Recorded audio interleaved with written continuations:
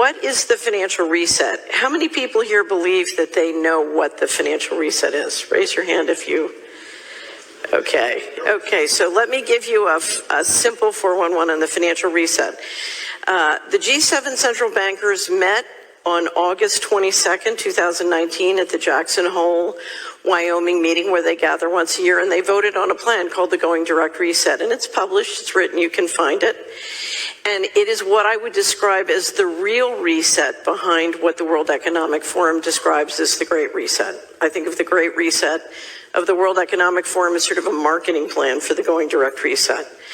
This reset that the central bankers are planning and implementing now, because as soon as they finished that, they went back to Wall Street and to their desks, and on September started a new round of quantitative easing. But this consolidates something which I call the financial coup d'etat. Let me just ask you, how many people here have heard of the financial coup d'etat and understand what it is? Anybody? A few people? Okay. Between fiscal 1998 and 2015, $21 trillion that we know of went missing from the U.S. government.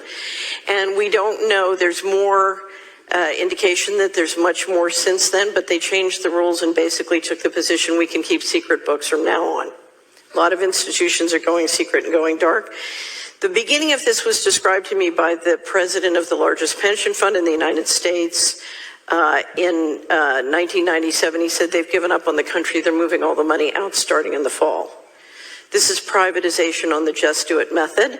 You pull the assets out, you lever up the governments with debt and bankrupt them, which gives you the ability essentially to take control and end sovereignty.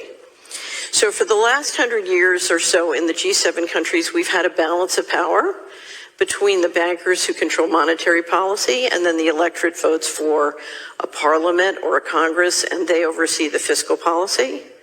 And now what Going Direct is doing, among other things, is basically the central bankers are moving in and taking control of what the electorate used to run, which is the fiscal policy and the tax money. And one of the things I warn you about this is the rubber is going to meet the road when it comes down to the taxation system. Because if we continue to pay taxes to finance a criminal enterprise, that can't have a good result. So taxation is going to be important. So we have this divided house, which is now being collapsed. And if you notice around the world, you start to see more and more people taking over the governments who have a central banking background. And this is essentially the consolidation of the coup.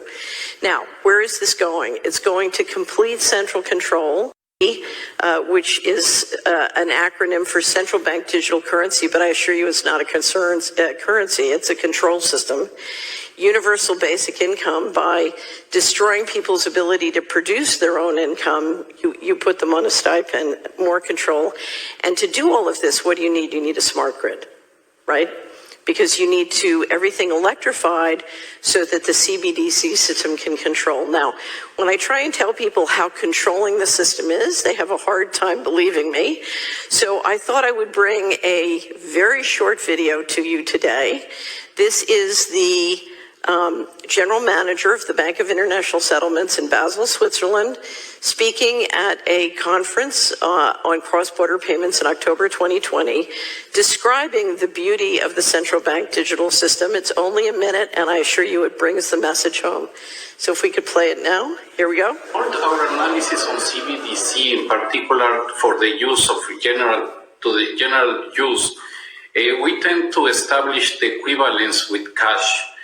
And there is a huge difference there. For example, in cash, we don't know, for example, who's using a $100 bill today. We don't know who is using a 1,000 peso bill today. A key difference with the Cbdc is that central bank will have absolute control on the rules and regulations that will determine the use of that expression of central bank liability. And also, we will have the technology to enforce that. Those two issues are extremely important, and that makes a huge difference with respect to what cash is. Okay, so what that means is if you have money in your bank account And the new rule is you're not allowed to transact further than 5 kilometers from your home.